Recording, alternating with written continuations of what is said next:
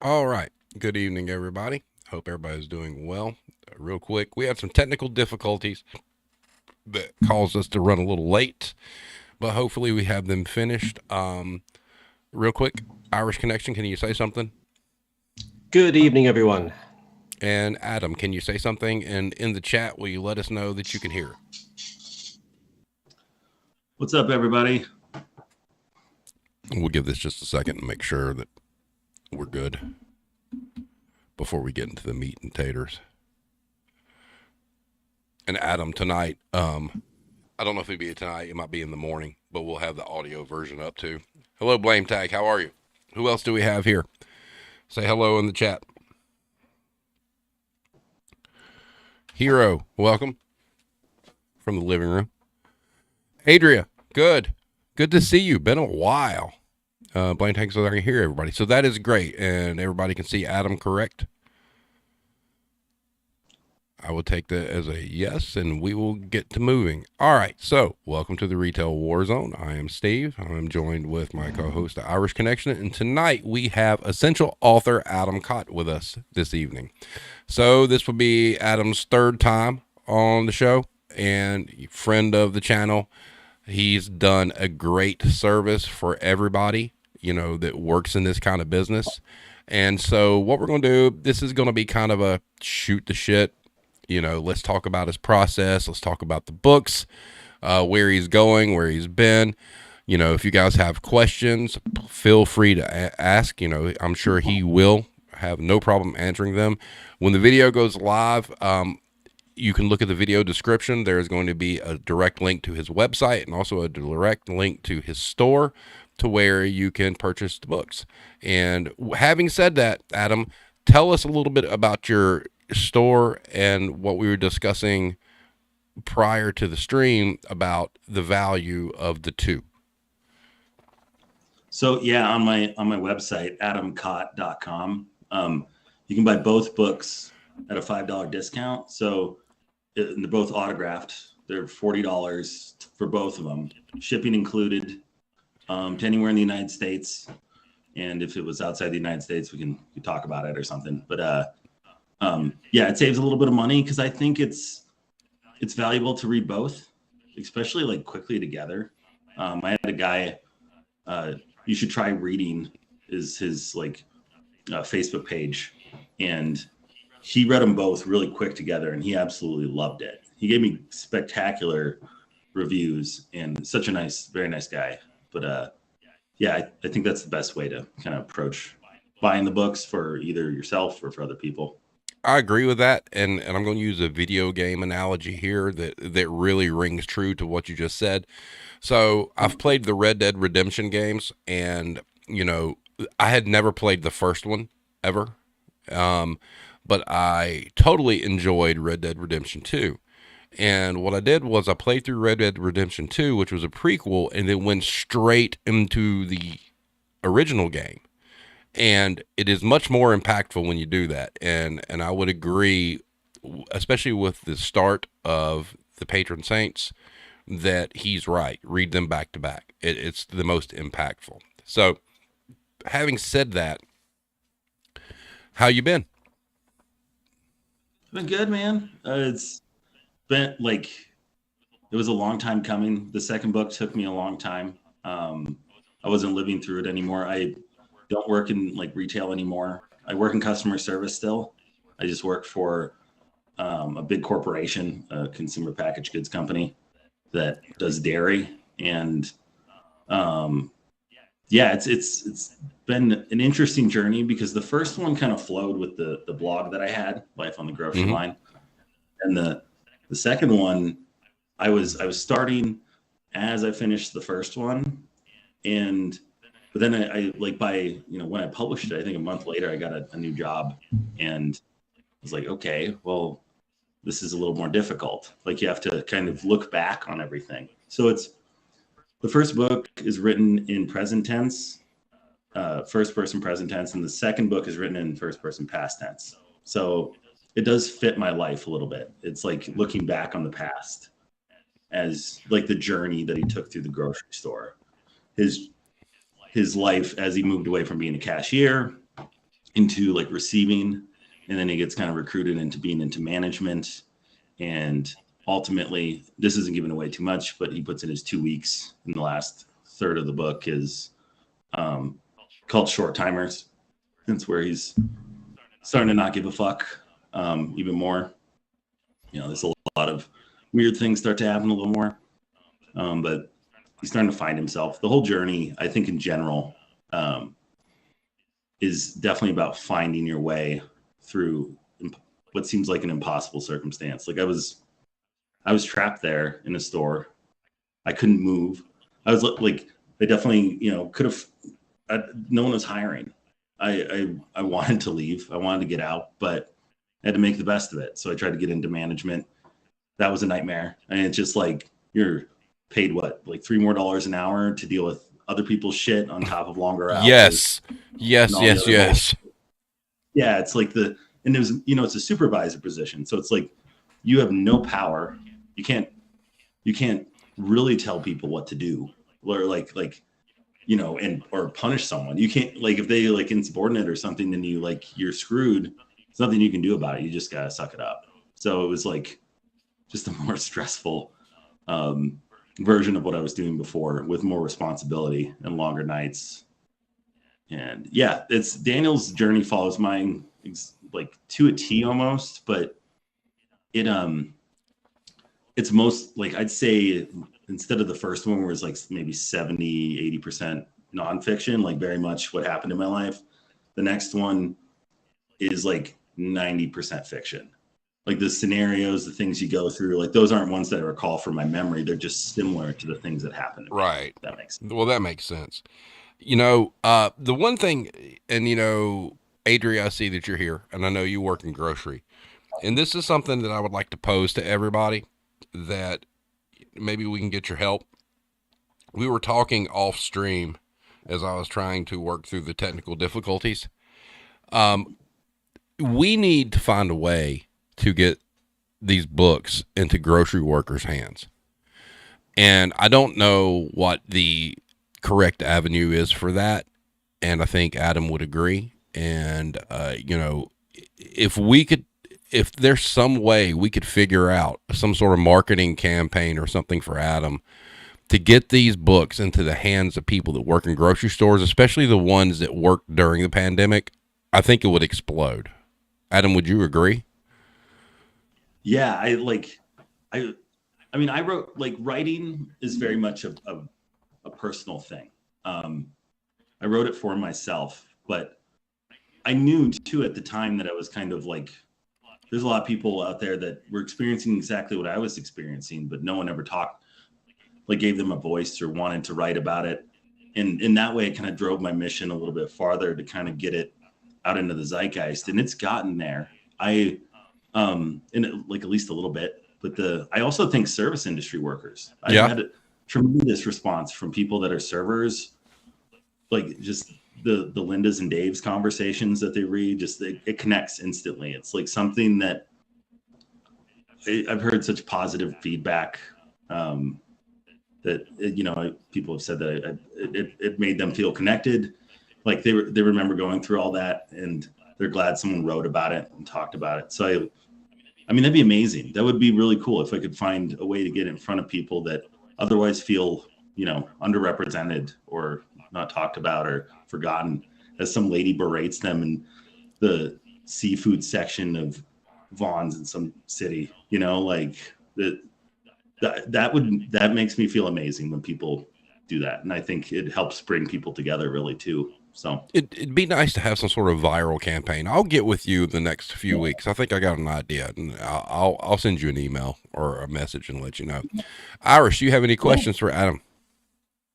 I'm curious. You have gotten out of grocery a little while ago, and that's given you a bit of space. I'm just wondering, has your has your kind of perception changed at all, and would that affect any writings that you have? Like, have you suppressed all the terrible memories, or are they still pretty fresh? And do you have, like, do you have that empathy still when you walk into a grocery store and you see someone getting chewed out by a manager or something like that? Yeah, I'm just kind of curious, when you have a little bit of space between you and grocery, how that affects you. I don't think that ever leaves me. I mean, I don't think that ever would. I still get berated. I just get it via email now. That's the only difference. It's like Right. it higher volume amount of money. Like I have accounts that have millions of dollars, so they think everything's important too. And so I work for a dairy company, and like they think milk is the most important thing in the world, so they'll just escalate things up the food chain. It's still not in your face. It's not that, but no, it'll never leave me. I do feel a sense of closure in a way with that time working at Whole Foods. I worked at King Soopers before that. I worked at Sam's Club for 4 years in college. Customer service has pretty much been my whole gig as far as like an working adult. But and King Soopers is owned by Kroger. But yeah, it's ingrained in my bones. I do feel a sense of closure from my time working during the pandemic, just because I got to tell the story that I wanted to. I'm fortunate enough that like at the time I was able to invest resources. People like have cared. They've spent money on my book and all those things. I've been very lucky and blessed to be able to have like had any modicum of success. And to kind of round it off and really, I don't know, solidify that place in my life and hopefully in others where people connect to it too, is really nice. But there wasn't even that long ago that I kind of stood up for someone just berating someone at the store. I'm like, dude, there's no need.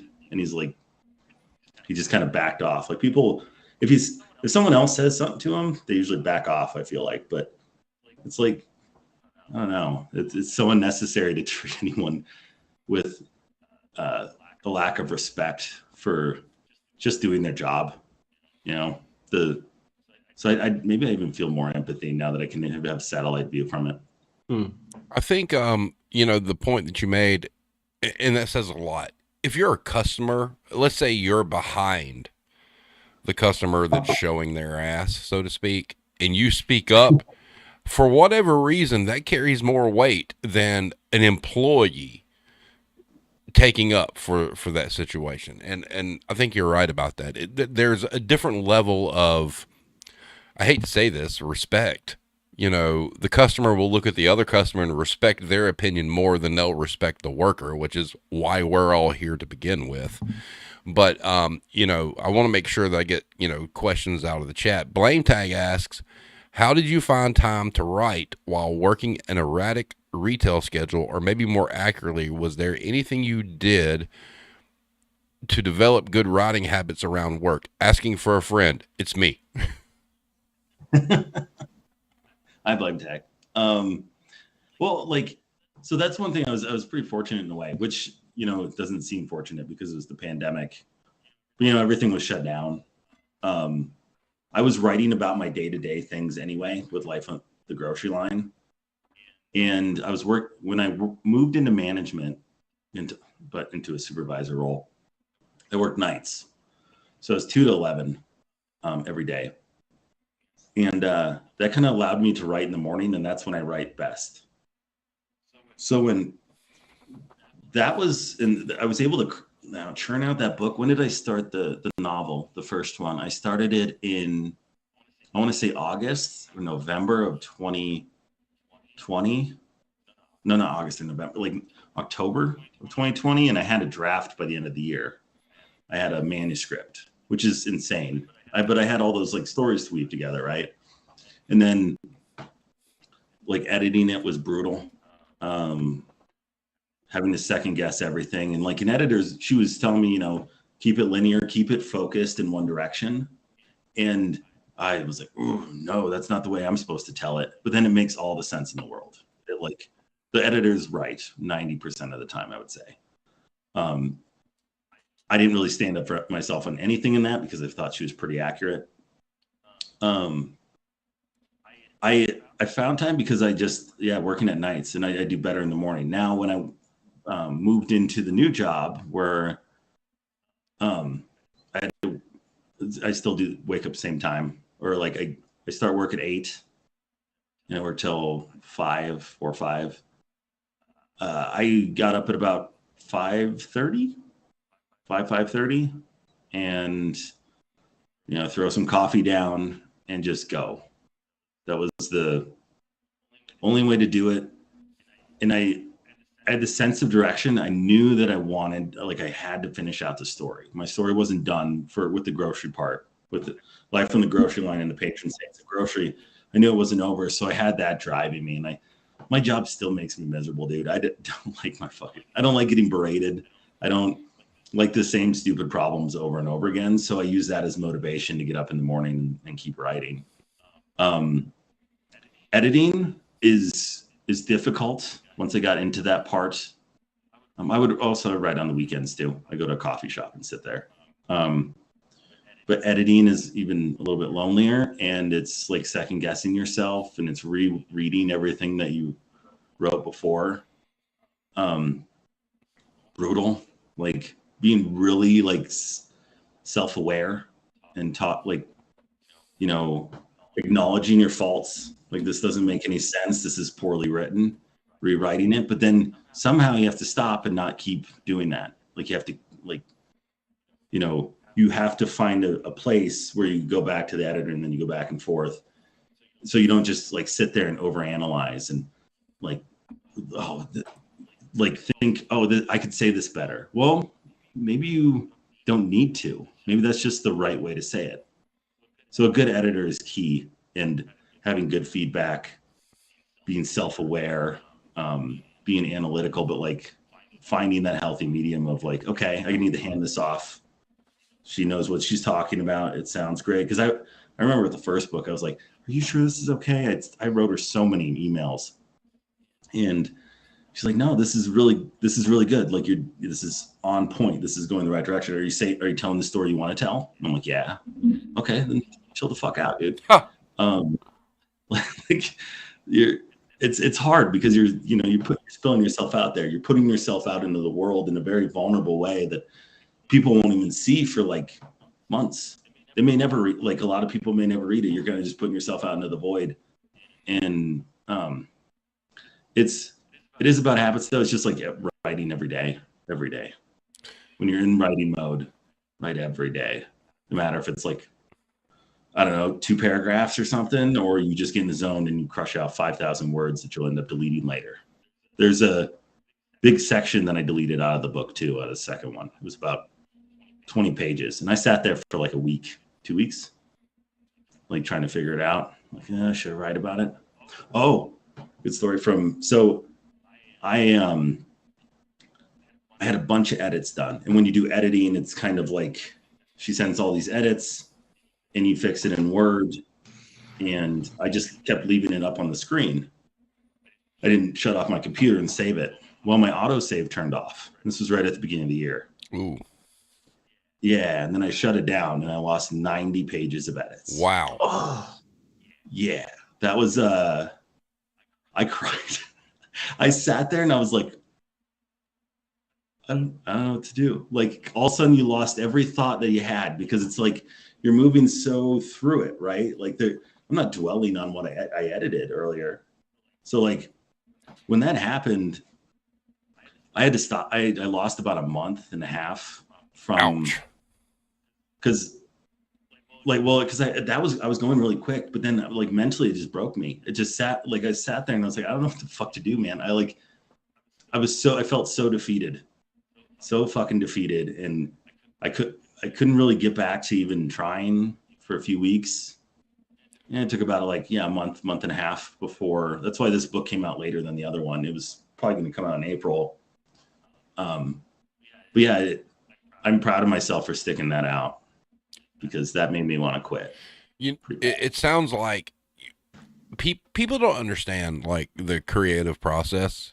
Like for instance, being a musician. All right, there's been times I've recorded things and then I accidentally deleted them. Okay, that is so much different than putting thoughts on paper. Because you can delete a piece of music, but you remembered what you played, and that is so different than words and messaging. And I can't imagine how terrible that was. Yes. It's like, because I was like, oh man, I'm cranking it out. I was going like 90 pages. Hell yeah, I'm doing great. And then all of a sudden you're not doing anything. Yeah, because you didn't do anything. Yeah, because people don't understand. People have a weird concept of work. Even though it's something personally that you want to do, 90 pages of words, that's a lot of work that's gone. And you're doing this, for, to get your message out and what you're writing. And people just refuse to understand that the creative process is anything worth discussing, because you're not getting paid for it. You're not serving a customer. You're not doing whatever. It's still work. Would you not agree? Oh, for sure. It's 100% work. It was two jobs for 3 years, basically. The thing too is like what you said earlier, the point of no one's paying you to do it. This is kind of like an independent deal in and of itself. I don't know what I'm going to try and search for the next job. If I'm going to try and get a book deal, I don't really want that. I don't want gatekeepers and things like that. But, no one's holding me accountable. There's no agent calling me like, Adam, where's our manuscript? Like, right. It's just, I have something I want to say and I need to say it. And I think I have a story worth value. And I want let it go for myself and put it out into the world. I have this like thing that I want to put out there. Somehow you got to like dig down, and you're not going to want to write. You're not going to want to edit. It happens when anything turns into a job, for sure. Yeah. Like music too. Like if let's say you start a band, right? And you have fun jamming together. It's a good time jamming. But if you want to turn that into something where it's a product or like something you put out there that it's work. You can make a living with. Yeah, it's immediately work. It's immediately that. And you could write a novel in obscurity, but I think it does a disservice to the idea of like creating. It doesn't mean that you have to care what other people think, and it's not the sole purpose, but it's nice to have feedback. And it's been so nice when you guys like discovered the first book and you start like you connect with people through things. Yeah, it's beautiful thing. I mean, it's an absolute beautiful thing. Look, I have no problem saying that first book should be mandatory reading for all of retail. That what you did with that first book, and it's a shame it hasn't caught fire, is amazing, because it was dead on. And there are people that work in this industry that haven't read that book, that if they ever get the opportunity to, like I told you before, on your very first time on the podcast, you hear voices in your head because you hear customers you deal with saying those same things.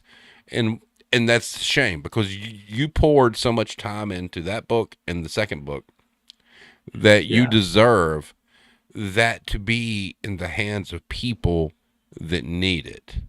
And Adria in the chat, she said the hardest thing is to try to read it as if you're the audience. Well, yeah. I would agree with that. So, Irish, do you have anything you would like to add, sir? I just think it's really interesting that it's such a niche market that affects millions and millions of people, and it's still you're probably owning that niche market by virtue of the fact you've published 2 books. You know, I'm surprised it's not bigger, is what I'm saying in short. Like, you know, and that, you know, there's an amazing opportunity there to really steer that, because I have a funny feeling it's that niche market will explode someday, because you know, he's like myself and Steve talked about it loads of times. It's we're still kind of surprised this is the only podcast really doing this, you know, and you're the only author that I know of doing it. And it's I'm just wondering if you have an opinion on that. Why is it that retail that affects millions of people has such a niche market for things like this? Well, I mean, yeah, what I thought about with the books too are kind of a niche market, just reading in general. It's more accessible now that you know, you can have a Kindle or something like that. And I get paid for Kindle pages. So a lot of people have read my book via Kindle. But like it's a really small amount. The people that have bought it, there's been about 1,000 sold. Real quick, not to interrupt. Okay, I just want to ask, because as a musician and we hear about Spotify, you say you got paid on Kindle reads. Is it kind of like the same thing like Spotify? Like you get paid, but it ain't a lot. Yeah, it's per page, and I think it's a few cents per page. I think honestly, overall, Amazon's pretty good to authors so like traditional publishing deal. You might get in advance. Let's say it's your first book. You might get $3,000. And that I don't think you have to pay that back generally, but unless your book sells that much, you won't see any other money from it. And what they do is they buy an amount of books and they sit in a warehouse. I can do this too independently. So they predict you're gonna, you know, sell 1,000 books. They think your book can do that the first time.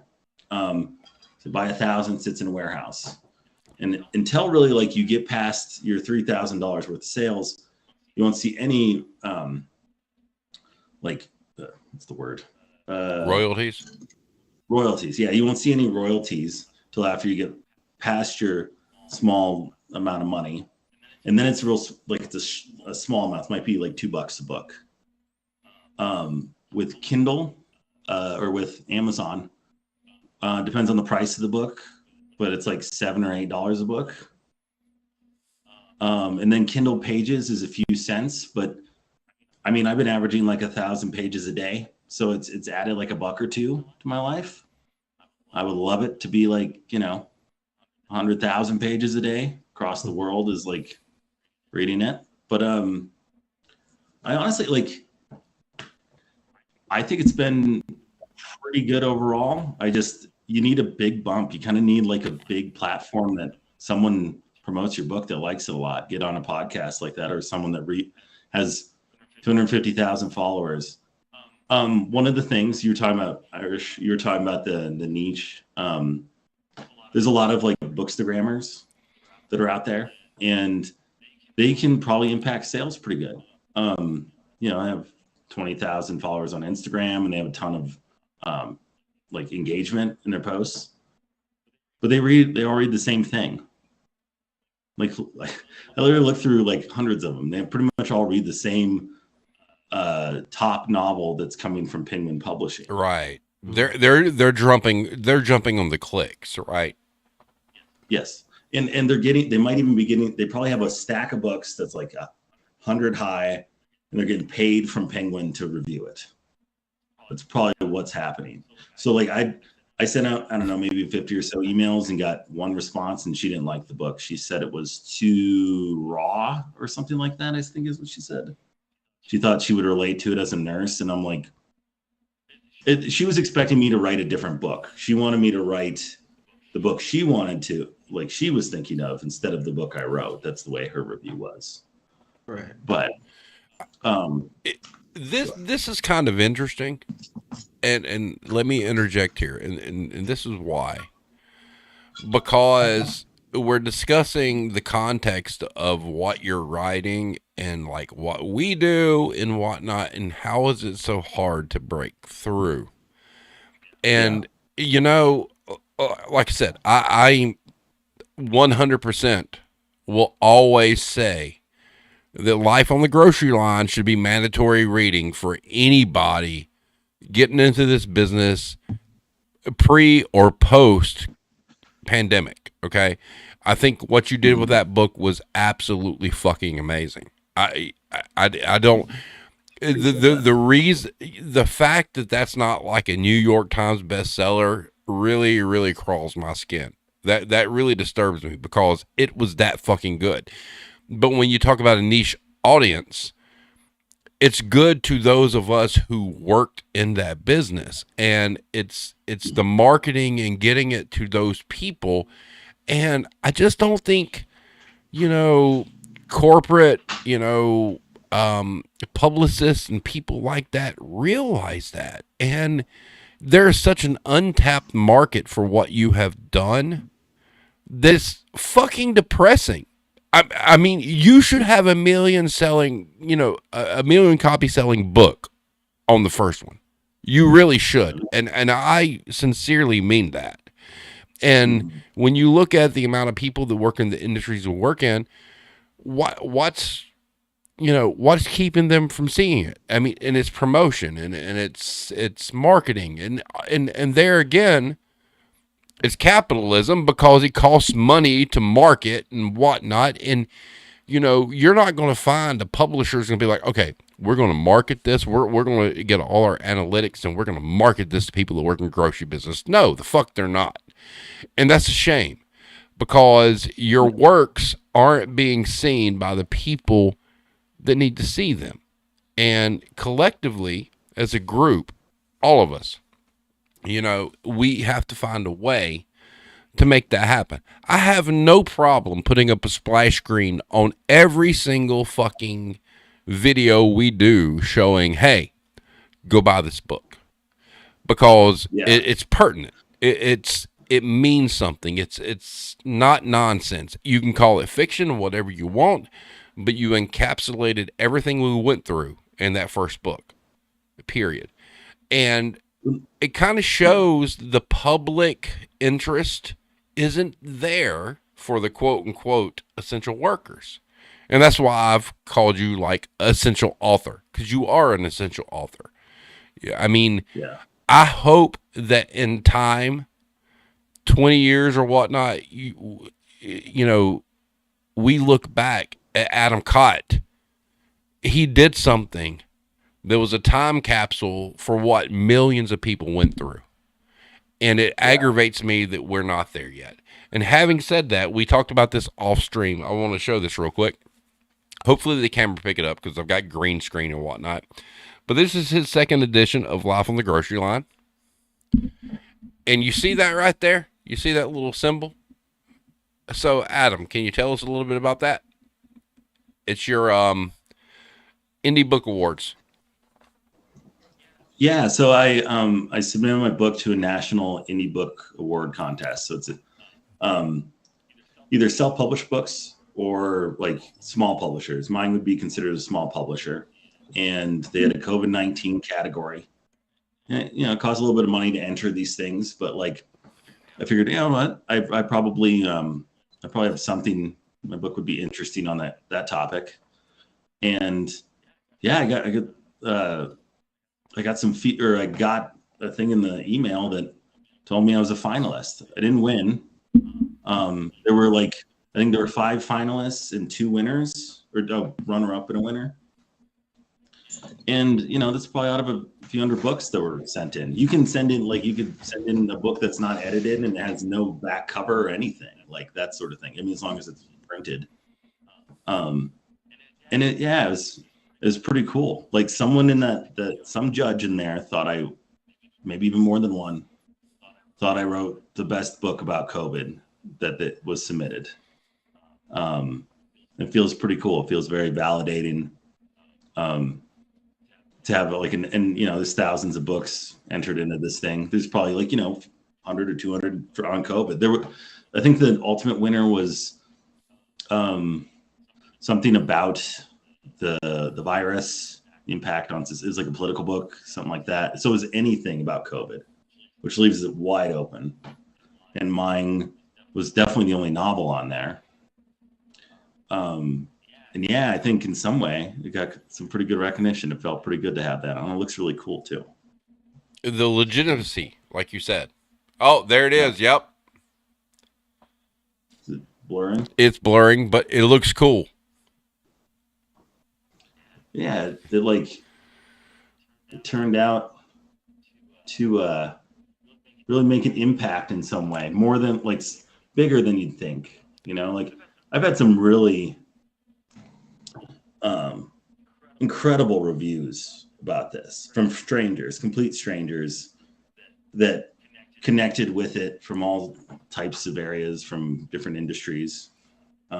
So there's it connects. It has meaning, and it's definitely probably made an impact in some people's lives, which is really meaningful for me. But I also think that it sheds light on, you know, the plight of people working grocery stores and retail and service industry folks that, like, you know, we like people understand the struggle. It does.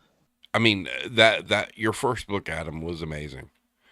I mean, like I said, when when we had you on the very first time, it was things you had put in that book. We could literally hear people that we've dealt with saying the same things. So you captured the moment, and I just I'll help you any way I can to get it out there, because I really believe that you're an essential author, and as far as I'm concerned, it's essential reading.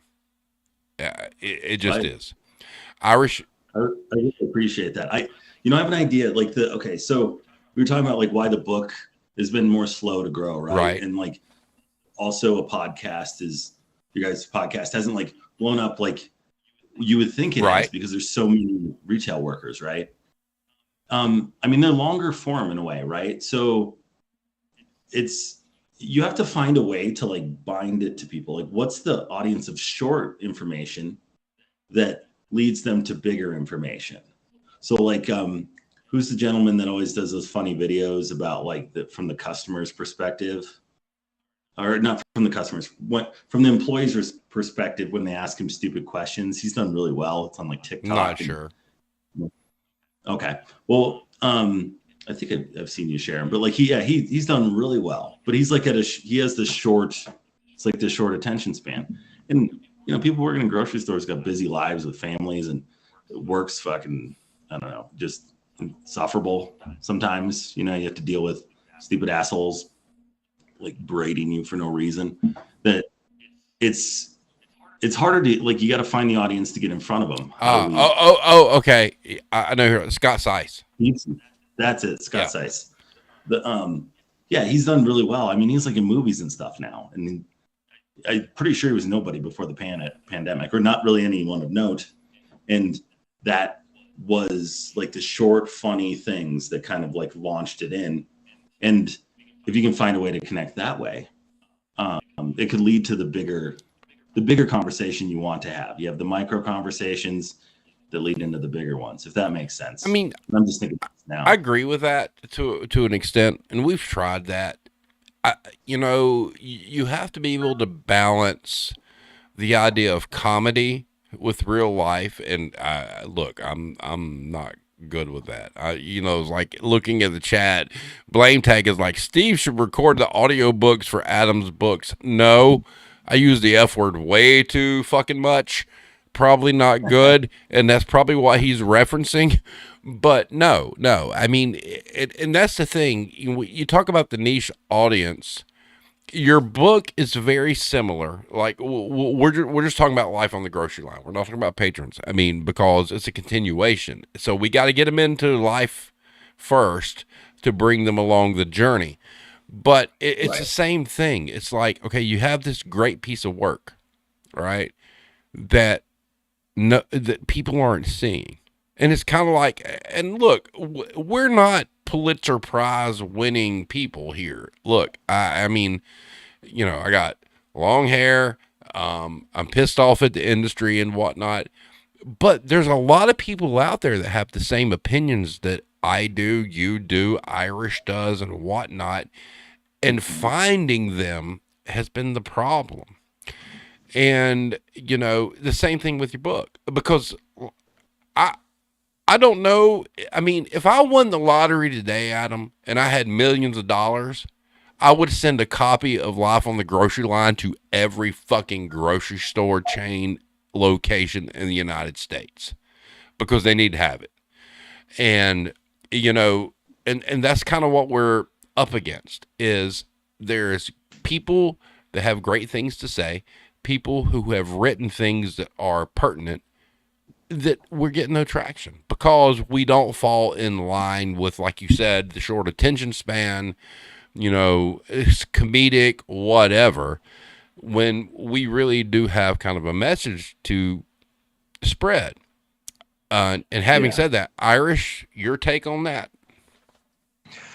I'd be pretty much along. Look, I think the success of things like Scott Sice is like there is a kind of instant validation. If you're frustrated at your grocery store job, like, it takes 30 seconds of watching him and you kind of, you get that dopamine hit, like, but it takes a bit more effort, like, to go to read the book. But the main difference, even though they're both kind of recreational, is that the book is, in my opinion, kind of it's a timestamp almost, like, it may not actually, the value may increase in time, because in 20 years there's going to be very little written at that time by a person who was there dealing with it, other than academic studies and stuff like that, and things that are probably winning the prizes now. But very, very few things will actually be written from the employee's perspective, what it was like to be told you're essential and you have to go to work while the world burns around them and everyone else gets to stay at home. So it has a value there, but unfortunately there isn't the same instant payoff. So it's very hard to go viral and, excuse the pun, and kind of take off. But that doesn't make it any less valuable, though. I agree with that.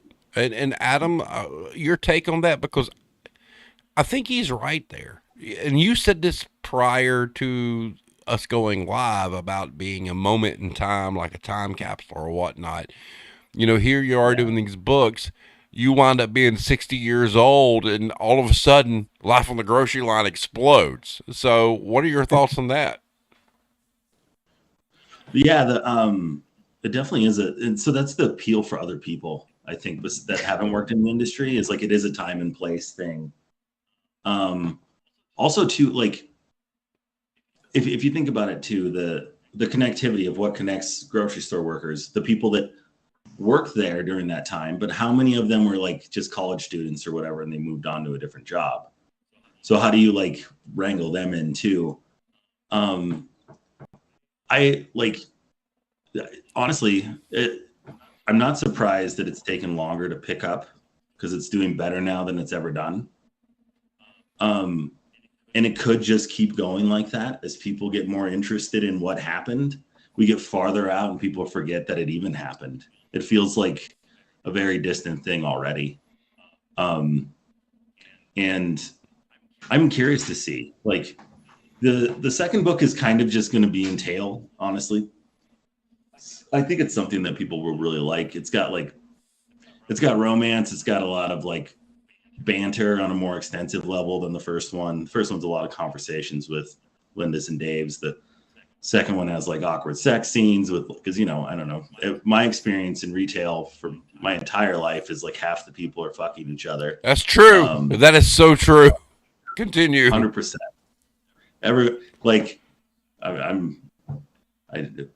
Yeah, it happened to me too. So it's like, it's like, you're just, everyone, like, you kind of commiserate. You work in that same environment. A lot of people are young. It can be fun in a moment to like bullshitting with people, and it's you suffer together, suffer well, I think is a good term. Yeah. As far as what I felt like when I was doing receiving during the pandemic, and like there was like 3 other receiving guys for different departments. All I was just like bullshitting with other people and having a lot of laughs and having a good time, because it kind of kept you away from the people in the front, the customers. So I wanted to incorporate all of that. And to me, there were things that I really love about working in retail. I love the people. I love the kind of like the attitude about it all. It was carefree in a lot of ways. I'm sure like Steve, you've been working in for a long time. It changes too, but like a lot of the people that have been working there forever are hilarious and fun and I genuinely have something I need to send you. I send it to Blame Tag. It's extremely private, but yeah. okay. But yeah, so yeah, to me, like this is the second one's like a love-hate letter. It's like everything I loved and hated about working in retail because I've done it pretty much my whole life. It wasn't just during the pandemic. I put the pandemic even in the background on the second one. So like it's not the subject like it was in the first one. It's more about like the world that people don't see. The kind of beauty of working with a bunch of people that like, they all go their separate directions and just things change pretty quick. Like there's people that are there for 2 weeks or they don't even make it through their 2 weeks because they just quit. There's people that have been there for 40 years. That's a pretty dynamic difference than what you see in like corporate America, for example. Oh yeah, it's huge. Yeah, like most people like that I work with are at least there, unless they're temps, they've been there for they'll be there for a couple of years at least. It's taken more serious by some, but it's all some mundane. I am like, I think it's important to stamp in time. I hope it is. I hope people really like remember because it was a wild fucking time, and it like there was millions of people that couldn't just stay at home. They had to go to work and they had to deal with everyone else that was panicked because of like they had to go to the store. Yay, capitalism. Yeah. Yeah. I mean, I bet. Yeah, it was definitely. But you're right. Good. 100% right. And that's the thing. But the thing that pains me is the fact that you shouldn't have to wait till you're 60 years old for this thing to pop. I do believe at some point in time, this book's going to explode because like you said, it's a time capsule. It is just such a fucking shame. It's going to be a slow drip, like you said, and you're going to have to wait that long. It's okay. So one thing I didn't notice, I do have the audiobook. If anyone's interested, it's up on Audible for the first one. And it's read with a bunch of different, it was me, my producer, which is just a buddy of mine. And then this woman that I know that does a bunch of great voices. And I didn't really know it until I read or had to read the book out loud. How fucking funny it is. It's like, it is.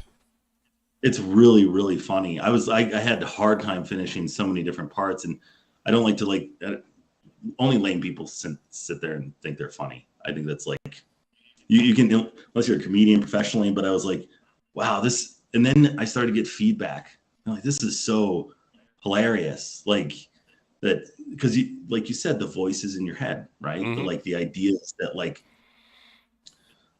you've had this conversation in some form or another with some batshit crazy person in your store, and like it brings it to life. It animates life in a whole different angle, and I think that's an attractive part that people will slowly get when they can maybe let go of like the pain of the pandemic, because there was a lot of that.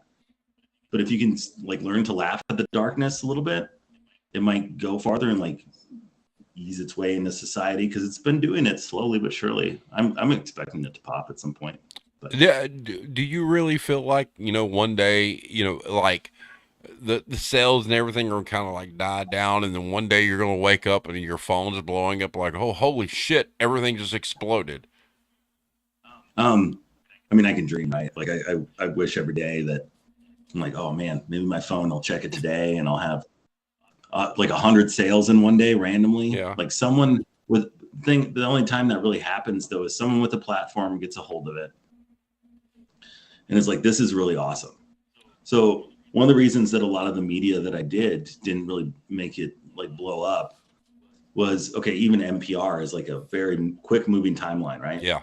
It's just there. And most people don't listen to it as a podcast. I was on BBC, which is a huge. Oh, hold up. Let me ask you something. Were you approached by Patty Hirsch? That name doesn't sound okay. familiar. Continue. I'll send you a message later. Continue. It was BBC Worldwide. And yeah, I mean, they have millions and millions of viewers. Or I did Good Day Chicago, which spans all of Chicagoland, which is like 10 million people. Mm-hmm. But it's a window in the morning that people are watching.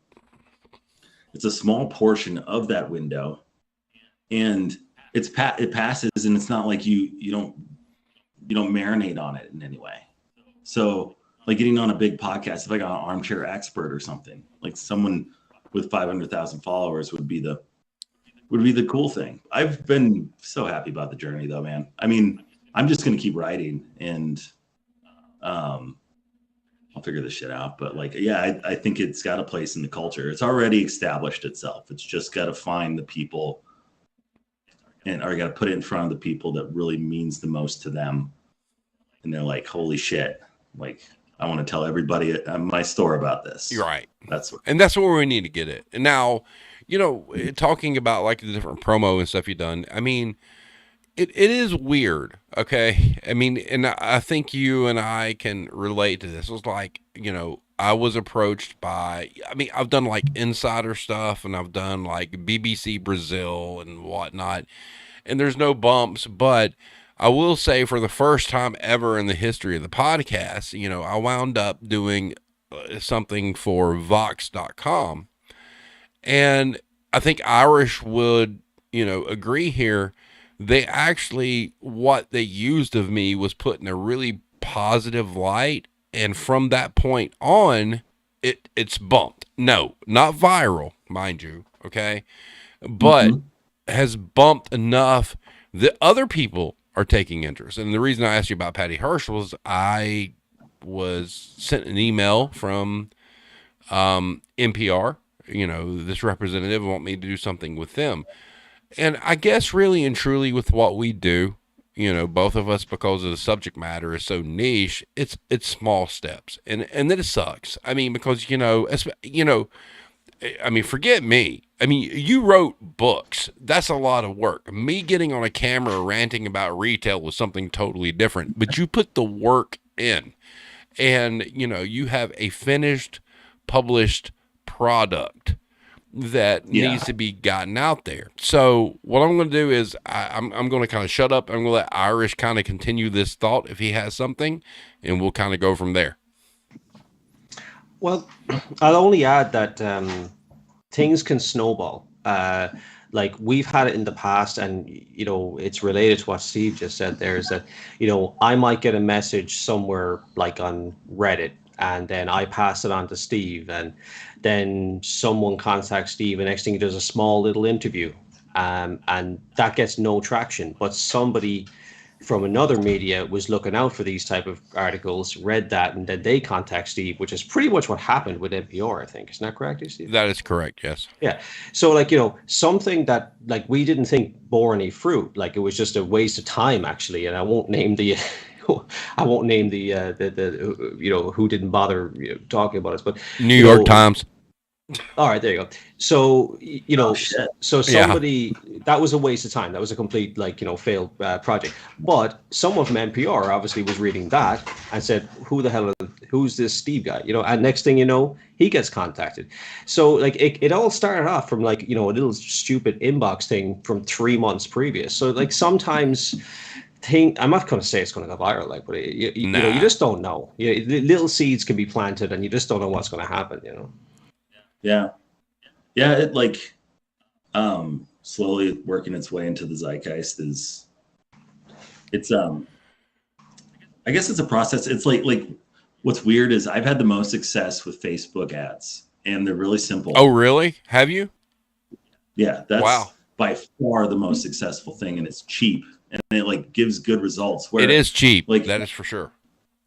Yeah, like you do actual, it doesn't cost you anything until they actually like click through. Where Amazon, so you put in like keywords is one of the ways you can do it. And one keyword that's really like high priority might cost $1.50, but if they click on it, it costs you $1.50. But they might not click through. If that makes sense, right? Like they just he looks interesting, and then just move on from it. And It's hard to master all that stuff. It's all complicated. Google ads would be another one too, but Facebook ads, I literally like $5 a day has been getting me like 1 to 2 books, Yeah. which is profit every day. And now I'm running like quite a bit more, and I got the ads a little bit more honed in, and now I'm doing like, you know, $4 or $5 a day. So and still breaking a profit. I think that a lot of people discount Facebook because of what it is, but I've ran, I mean, you know how it is. I mean, we're not going to get into details, but boost this post X amount of dollars, and and you don't pay any money until it hits X amount of people. And yes, it to be real honest with you, and it sounds crazy to say this, I think Facebook's marketing is about the best out there, to be honest with you, because I think so. it's the results are there. I mean, you know, you can chart it, you can see what you're doing and whatnot, and it's not expensive. I mean, would you not agree? I mean, it's extremely affordable. Yeah, it's very manageable. Like what I've done is like I want to make a profit per day, right? So that's the goal, or a profit over long term, Right. And yeah, now I'm spending like, you know, $15 a day, but I'm selling, you know, 25 to $30 worth of books. Correct. So making money, and the thing about it is it's such a slow method, right? But it could go viral. It could, like, I've had days where it got shared 8 times, like boom, boom, boom, boom. And what you want, you know, would be cool is like, you know, 100 people share it, and then that multiplies like in it very quickly. But it's affordable. It's very specific too. You can get really specific with the track. I know on this one specifically, I like was able to pick interests, which are like all the different grocery stores in the country. Right. And not so much the people that work at them, because that's a smaller group of people. Like where they said it's the occupation. And that just, when I took a course on this, that wasn't the one that they said recommend. The interest is, and it's been more fruitful with interest. Right. But yeah, it's like you got to do all the legwork. I guess everyone, it's always nice to like dream of or want like an easy fix, or just like, oh, someone to just, you know, see my shit, Yeah, and share it. Some dude with like, you know, 1 million followers now, like, and you can make a lot of videos like that Scott Seiss guy. Yeah. But he also hit it at the right time, right? Like he hit it. Well, I mean, right. and the thing with him, he's a comedian. All right. Yeah. I mean, and he doesn't shy away from that fact. Some of us aren't comedians. Some of us are just like, fuck this, you know. Steve, you're hilarious. Okay. And yeah, I work at the grocery store still. I'm raking in the big bucks. If I could animate or somehow, you know, act out the like interactions in the book, that could be turned into video. That'd be probably pretty funny. But you know, it's just you got like Reddit is one thing. That's where you found me, right? Yeah, I found you on Reddit, and like the moment you announced your book, and you know, I've done stuff on, I've shut everything on Reddit down. Reddit is it's accessible. I mean, those people over there think they know everything, and it's fine. And you know, it happened again on the last video we did. I've asked for people to quit spreading our stuff on Reddit, because you know what happens is you get people, you know, for whatever reason, hey, watch this Retail Warzone video. They click on it for like 30 seconds and turn it off, and it kills all your stats. It's like, quit sharing the shit, man. If we get found, let it be organic, and let's just move on. But yeah, Reddit, that's a different world, bro. Yeah, that, like, well, you got to get karma, right? You got to build up some sort of like status on that site, and that takes I don't want to fucking be on there, dude. No, I don't like have any interest in being on Reddit for any reason. So, but like, this is all kind of inside baseball. I don't know if it's fine. It's fine. But we are sitting at an hour and 11. And what, real quick, I wanted to bring this up tonight. We've talked about this in the past, and I really want to do this because I know I've been kind of absent on social media, and The war zone's kind of taking a back seat, but it's coming. It's ramping up. We're getting to that time of year. What does everybody think about a GoFundMe or whatnot to do a retail Warzone con? And if we were able to raise enough money to do a retail Warzone con, it would most likely, by my preference, be in Atlanta. And if we were able to do that, Adam Kaat, would you like to attend? Oh, go to Atlanta and talk to all you guys in person? Yeah, it'd be awesome. So it's kind of like a dream. Maybe not in 2023, maybe 2024. We got plenty of time there, but that's something I would like to do. But once again, I would love, to do something like that. I think it'd be awesome. No, it would not be Helen hybrid. We're not going to ride on the intertubes. No, it would be in Atlanta. It'd probably be around Hartsfield, somewhere around there. But that's something we would have to figure out the logistics and whatnot. But having said that, before we wrap up here, Irish, you have any more questions for Adam real quick? I would just like to know, would you consider writing again with like retail being like a central theme in a book, or would you prefer to keep going in a different direction? I think like for me, writing, I do best when I'm connected to it, like directly connected to it. Right. And I do feel like this rounded off a certain, very certain part of my life. I would maybe be interested in writing, like, honestly, I think this should be a show, a mini series. I've thought about like turning that, like trying to get an agent. It should. Like writing up some, like at least 2 episodes and then doing, shots on it and all that stuff. I have an idea for a 3rd book that has kind of been grabbing at my heart for a while. Everyone that reads the 2nd one will see like there's a 3rd character that comes in that's Daniel's kind of escape, and I want to do basically a spin-off book of that, not written from Daniel's perspective. New character. But yeah, yeah, exactly. Like I want to build a universe of characters. Okay, that makes sense. Right. Like this character will live on its own in a way.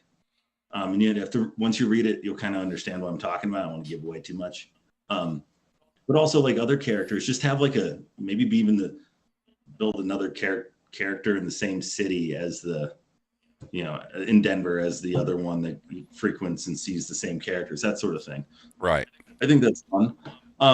If other people have projects they want to work on with retail, I'm more than happy to help with what writing knowledge and like ability I have. But yeah, I mean, retail, like customer service, like I said, it's been my entire life, man. I'm deeply connected to it. If there's someone has an idea, I'm more than open to like help or like think about it. And yeah, I don't know if that's the direct path I'm trying to go, but I'm very open to it for sure. I don't know what I'm going to do next. I really can't figure it out. And it's been frustrating. I got to fucking sit down in a coffee shop for like a few weekends. Once maybe my birthday passes, I'll be able to do that. And then maybe this fall I'll start hammering away at something. Maybe it'll do with retail though too. Fully understand. And the last comment in the chat, Hero says, that's what retail is though. A universe of characters. And I think that's a great way to end this because it is. Adam, any ideas you have or whatnot, especially if you start stumbling into the TV realm, hit me up. Mm-hmm. I got a lot. And yeah, I think we'll see what we can come up with. I've got no problem. Just so you all know, this is such cool fucking art. Dude. Oh, it is. It's yes. This yes. Is the look, it is. There it is. The Patron Saints of Grocery. Yeah. The artwork on the 2nd edition for Life on the Grocery Line is exceptional, and it matches so well with the 2nd book that they look phenomenal side by side. Absolutely. They really do. I think it's a beautiful, like in the end, it ended up being such a beautiful work of art, dude. I'm so proud. It did. It looks great. I mean, all right. So look, I'll put them up here. I don't know if my camera pick them up because they got green screen, but here they are. All right. So this is both books side by side. I mean, look at that. I mean, the artwork is consistent. It looks great. go get them. Go do it.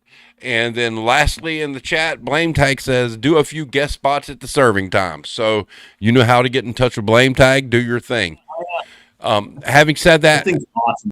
It's so good. Yeah, having said that, Adam, I'm going to give you last words before we get out of here. What do you got to say?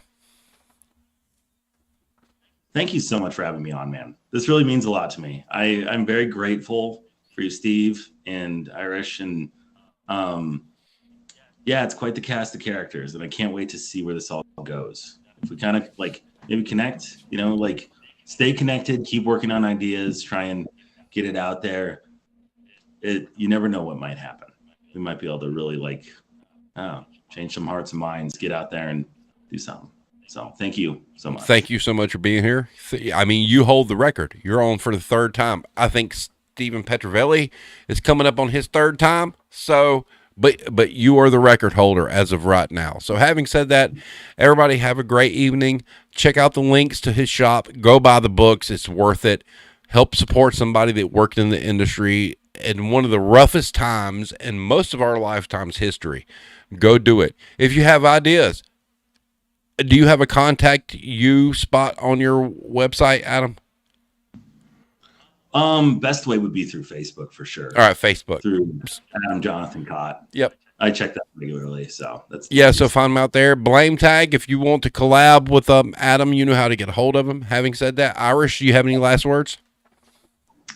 I'm going to enjoy reading your books.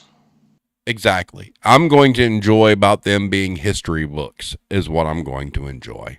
So having said that, everybody have a great evening, and we will see you next time. I'll let you guys know what's coming up soon. Have a great night. Stay safe. See you later.